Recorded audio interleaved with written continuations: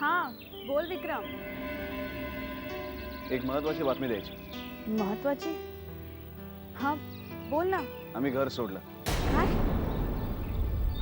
पण विक्रम अरे हे बघ, आज पहिल्यांदा आम्हाला स्वतःला आजमावण्याची संधी मिळते आणि त्यासाठी खरं तर तुझ्या दादूंचे आभार मानायला हवे. विक्रम आय एम सॉरी. हे सगळं माझ्यामुळे होतंय ना. तू वेडी आहेस का देवयानी? अगं ही आमच्या नवीन आयुष्याची सुरुवात आहे. खरं तर त्यासाठी तू आम्हाला शुभेच्छा द्यायला हव्यास. विक्रम आता तू कुठे आहे आणि आता कसा राहणार आहेस? खरं सांगू, या गोष्टीचा आम्ही अजिबातच विचार केला नाही. कारण आता आमच्यासाठी फक्त DV सरांच्या अटी पूर्ण करणं आणि तुझ्याशी लवकरात लवकर लग्न करणं हे जास्त महत्त्वाचं आहे. विक्रम आम्हाला माहिती आहे देवयानी, हे खूप अवघड आहे. कारण याच्या आधी आम्ही प्रत्येक गोष्ट खूप प्लॅन करून केली, पण आता नाही. आता या पुढच्या सेकंदाला आमच्या बाबतीत काय घडणार आहे, आम्ही कुठे असणार आहोत, आम्हाला काहीच माहित नाही. पण तरी या सगळ्याबद्दल एक उत्सुकता आमच्या मनात आहे. तू काळजी करू नकोस, आम्ही तुला वेळोवेळी फोन करत जाऊ. चल, आम्ही आता फोन ठेवतो. काळजी घे स्वतःची. बाय देवयानी. बाय. विक्रम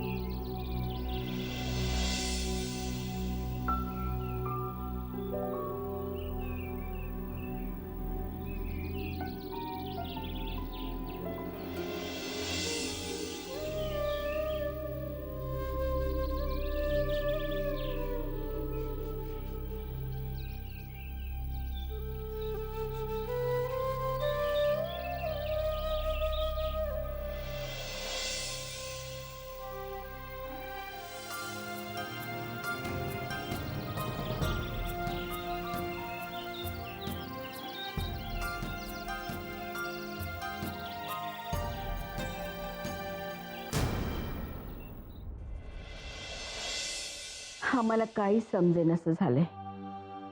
या घराचं भवितव्य काय तेच आम्हाला कळेनसं झालंय. आधी नीलराजे गेले आणि आता आदित्यराजेही गेले. आमच्या या घराला कुणाची तरी दृष्ट लागली. दोघांनी जाताना आमचा विचार मात्र केला नाही. किती त्रास करून घेताय साईमा. तुमचं दुःख कळतंय आम्हाला, पण अशाने फक्त तुमची तब्येत जास्त बिघडेल. आमचं ऐका थोडं. जरा वेळ आराम करा तुम्ही. प्रियदर्शनी, तुम्ही काहीही बोलू नका.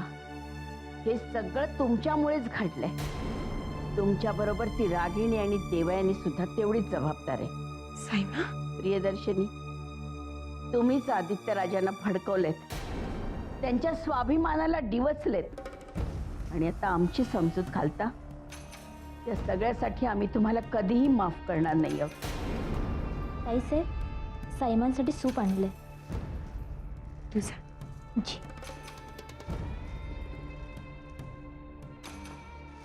साईमा, तुम्हाला आमच्यावर जेवढं रागवायचंय तेवढं रागवा, पण आधी हे सूप पिऊन घ्या. असा अन्नावर नका राग काढू.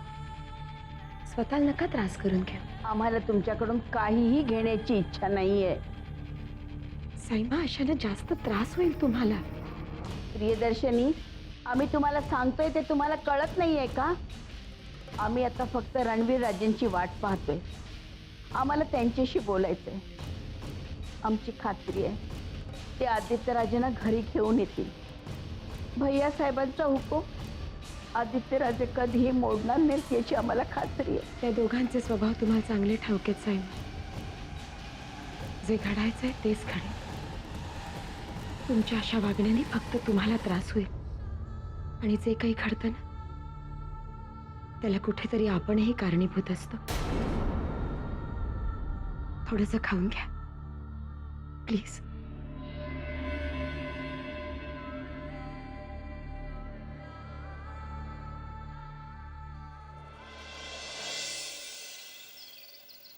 देऊ काय झालं ग? काय नाही आहे. देऊ काय झालं सांगशील का मला? आई विक्रमने दादूंना दिलेला शब्द पाळण्यासाठी त्यांनी त्याचं घर सोडलंय. काय?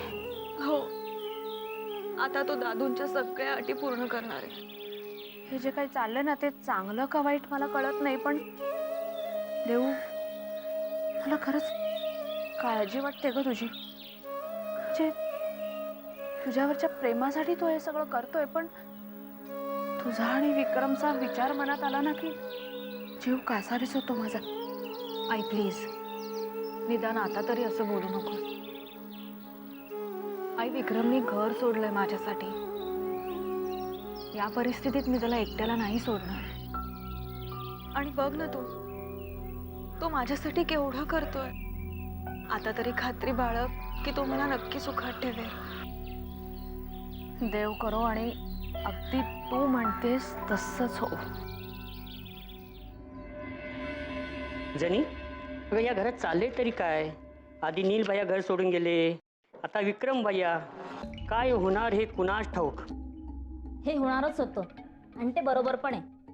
अगं जनी, तू बोलतेस काय? कोणी ऐकलं तर? काही चुकीचं बोलत नाहीये. विक्रम भैयांना देव्यान त्यांशी लग्न करायचं होतं, पण साईम आणि भैयासाहेबांनी याला विरोध केला. ते दोघं मिळून विक्रम भैयांचं लग्न दुसऱ्याच कोणत्या तरी मुलीशी लावून द्यायला निघाले होते. तुला खरं सांगू, हे जे सगळं घडतंय ना त्याला साईमाच जबाबदार आहे. साईमा स्वतःच्या मुलाशी असं कसं वागू शकतील? म्हणूनच विक्रम भैया घर सोडून गेले. जनी, काय बोललीस तू आता? आदित्यराजे काय? भैयासाहेब, विक्रम भैया घर सोडून गेलेत. साईमा कुठे आहेत? त्यांची तब्येत ठीक नाही, त्या झोपल्यात.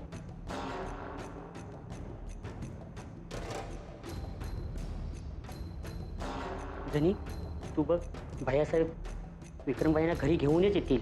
मग कसं पूर्वीसारखं होईल. लावतोच पैज. अगं ती पैस कशासाठी? साईम आणि भैयासाहेब जोवर त्यांच्या लग्नाला परवानगी देत नाहीत तोवर विक्रम भैया या घरी कधीच येणार नाहीत आणि साईमा त्यांच्या लग्नाला परवानगी देणार नाही. असं काय बघताय साईमा? भाऊ असं अन्नावर रागवून किंवा आमच्यावर रागवून विक्रम भाऊजी का परत येणार आहेत? प्रियदर्शनी, आम्हाला थोडा वेळ एकटं राहू द्याव. तुम्ही रणवीर राजेंना फोन करा बघू, आम्हाला त्यांच्याशी ताबडतोब बोलायचंय. आम्ही काय सांगतोय तुम्हाला? तुम्ही रणवीर राजेंना फोन करा ना.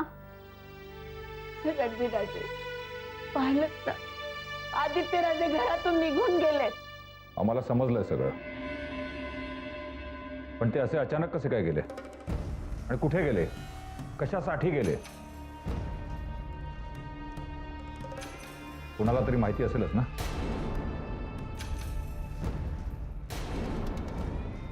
आम्हाला यातलं काही माहित नाहीये. आम्हाला विचारून गेलेले नाही आहेत ते. त्यांनी स्वतःचा निर्णय घेतलाय आणि ते गेले. रणवीर राजे, अहो लवकर काहीतरी करा. आदित्य राजांना घेऊन या. तुम्ही आधी इथे बसा. बसा ना.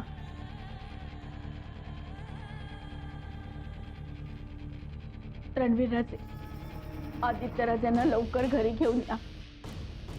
काहीतरी विपरीत घडण्यापूर्वी त्यांना घेऊन या. आम्हाला नाही हो आता हे सगळं सहन होत. साईमा, हे अचानक कसं काय घडलं? आदित्यराजे का गेले असावे? रणवीर राजे, आदित्य राजे यापूर्वी तुमच्याशी हे सगळं बोलले होते. तुम्ही विसरलात का? या सगळ्याला ना ते जीवित देशमुख जबाबदार आहेत. साईमा, प्रियदर्शनी, तुम्ही एक शब्द सुद्धा बोलू नका, नाहीतरी तुम्हाला त्या मास्तरड्याचा अगदी पुळकाच आहे ना. रणवीर राजे, अहो त्या म्हातारड्याने आदित्य राजांसमोर एक अट ठेवली की तुम्ही राज शिर्के ह्या नावाचा आधार न घेता स्वतःला सिद्ध करून दाखवा. आणि आमच्या या मूर्ख मुलानं ती अट मान्य केली. काय गरज होती त्या मूर्ख मुलीसाठी असा निर्णय घेण्याची?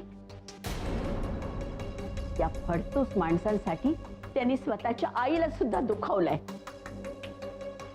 आमच्यापेक्षा ती देशमुख मंडळी त्यांना जास्त जवळची वाटतात.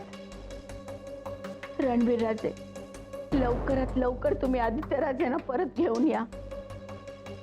जोपर्यंत आदित्यराजे परत येत नाहीत ना, तोपर्यंत आम्ही पाण्याच्या थेंबालाही स्पर्श करणार नाही.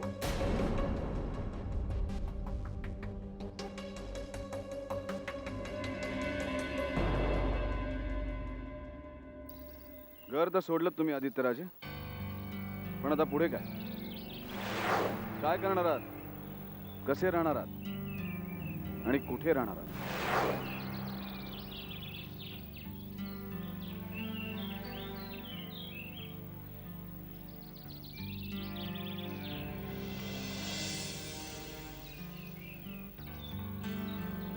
अरे ग्लास बीस तरी धुवून देत जा ना. साहेब 3 रुपयामध्ये अशी चहा भेटणार साहेब, नाही तर 5 स्टारमध्ये जाऊन प्या.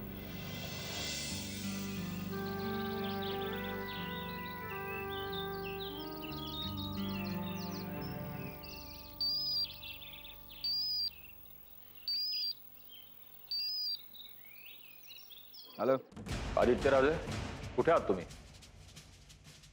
आम्ही टपरीवरती चहा पितोय भैया साहेब. काय वेडेपणात चाललाय? ताबडतोब घरी निघून या, आम्हाला तुमच्याशी महत्वाचं बोलायचं. येणार ना भैया साहेब, आम्ही आपल्या घरी नक्की परत येणार, पण आमचं ध्येय पूर्ण झाल्यावर. तोपर्यंत नाही. कुठल्या ध्येयाबाबत बोलताय तुम्ही? देवयानीशी लग्न करण्याचं ध्येय ना? त्या म्हाताऱ्यानं तुम्हाला सांगितलं आणि तुम्ही मान्य केलं? अहो, स्वतःला राजे शिर्के म्हणवता ना तुम्ही. तेच आमच्या पुढे असलेल्या राजे शिर्केंचं नाव आम्हाला पुसून टाकायचं आहे, तेव्हाच आम्ही स्वतःला सिद्ध करू शकू भैया साहेब. कशासाठी चाललंय सगळं? त्या फालतू मुलीसाठी? या म्हाताऱ्याला खुश करण्याच्या नादात तुम्ही आम्हा सगळ्यांना दुखावताय, कळतंय का तुम्हाला? अहो, साईमांची परिस्थिती जाणून घ्यायचा प्रयत्न करा. त्यांनी स्वतःचे काय हाल करून घेतलेत, त्यांचा तरी थोडा विचार करा. कोणी कोणाचा विचार केला भैया साहेब? सांगा ना. तुम्ही आमचा विचार केला? साईमाने आमचा विचार केला? नील भैयांचा सुद्धा विचार तुम्ही केला नाही. जाऊ दे ना भैया साहेब, आपण या विषयावर का बोलतो? आम्ही तुम्हाला सांगितलं ना भैया साहेब, आम्ही घरी परत येऊ, फक्त आमचा हेतू साध्य झाला. तुमचा हेतू साध्य होईपर्यंत या घरचे दरवाजे तुमच्यासाठी कायमचे बंद झालेले असतील तेव्हा. हे तुम्ही नाही ठरवायचं भैया साहेब, हे तुम्ही नाही ठरवायचं. आम्ही आमच्या मर्जीने घरातनं बाहेर पडलोय, आम्ही आमच्या मर्जीनेच घरी परत येऊ, आणि आम्हाला अडवायचा अधिकार तुम्हाला नाही. येणारा काळ ते ठरवेल. आदित्यराजे, हे असले वाद घालण्याऐवजी आपण शांतपणे बसून बोलूया. तुम्ही एकदा घरी या. भैयासाहेब, आम्ही काय तो निर्णय घेतलेला आहे आणि त्यात बदल होणं शक्य नाही. उगाच तुम्ही यावर बोलून तुमचा आणि आमचा दोघांचा वेळ फुकट घालवताय, आणि असंही आमच्याकडे वेळ खूप कमी आहे. एक मात्र साईमांना सांगा, आम्ही घरी परत येऊ, पण एवढ्यात नाही.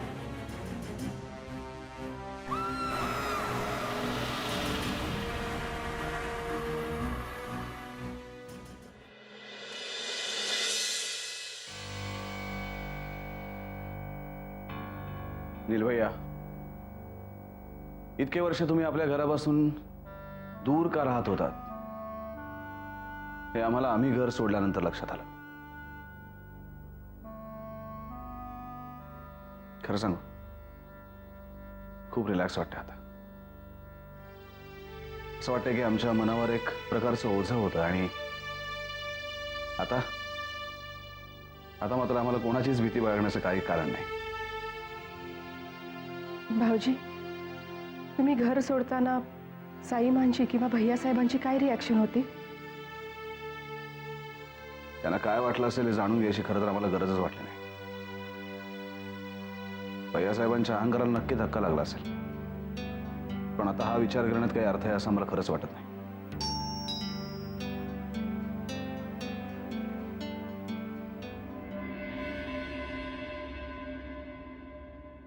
देवयानी,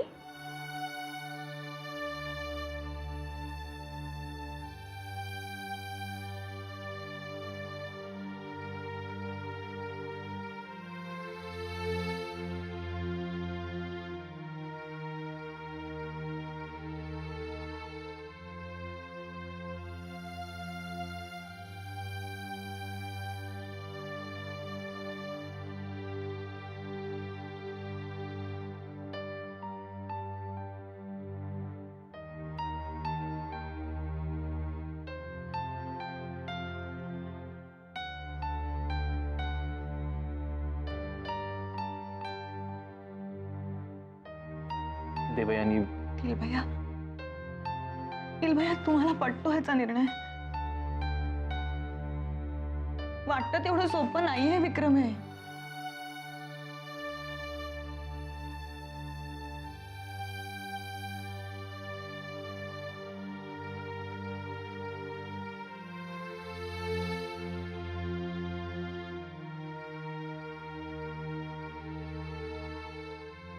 देवयानी काय वाटतं तुला? तुझ्या दादूंनी अशी अट आमच्या समोर का ठेवली असेल?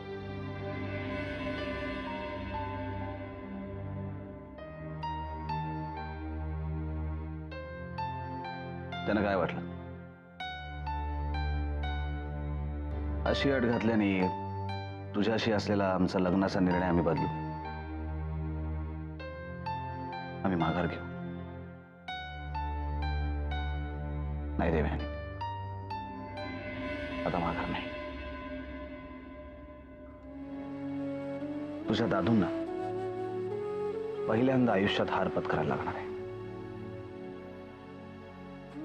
आणि तेही आमच्यामुळे. देवयानी, धन दौलत प्रतिष्ठा या सगळ्या गोष्टी आम्ही मागे सोडून फक्त तुझ्यासाठी इथे आलो. तर तू मात्र मागे हटू नकोस, काही झालं तरी.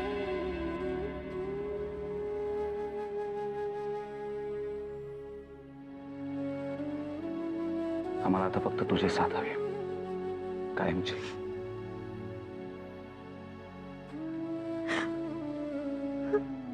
ए, काय झालं? रडतेस का तू?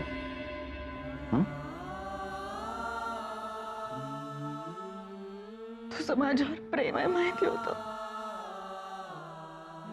आणि एवढा प्रेम करतोस माहित नव्हतं. देवयानी, विक्रम, तू घर सोडलंस, पण आता कुठे जाणार आहेस? काय करणार आहेस? विक्रम आता इथे राहणार आहे आमच्या बरोबर. नाही भैया, नाही. तुमच्या मदतीने जर आम्ही स्वतःला सिद्ध करायला गेलो तर त्याला काहीच अर्थ उरणार नाही. आता यापुढे आम्हाला स्वतःच्या हिमतीवर आमचं स्वतःचं अस्तित्व सिद्ध करायचंय. आम्हाला स्वतःच्या पायावर उभं राहायचंय, आणि त्यासाठी या मोकळ्या आकाशाचं छप्पर सुद्धा करायला आम्ही तयार आहोत. पण जे काही करायचंय ते स्वतःच्या हिमतीवर.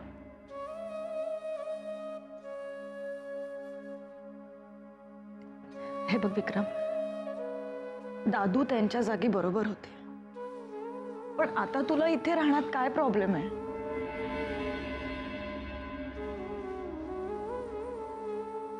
नाही देवयानी,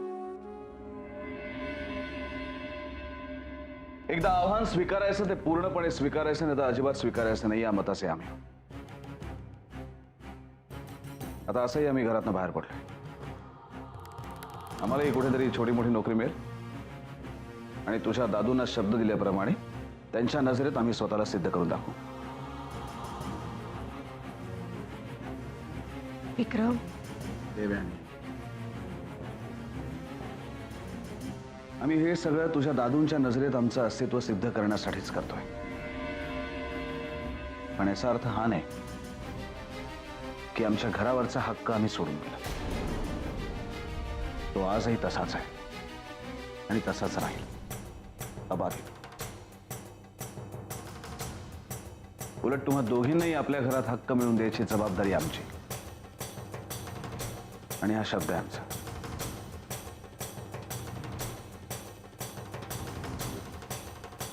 30 दिवस, फक्त 30 दिवस.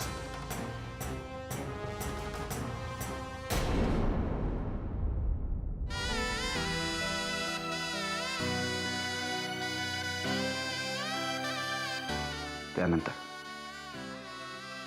तू राजेश शेळकेंची कुलवधू होशील.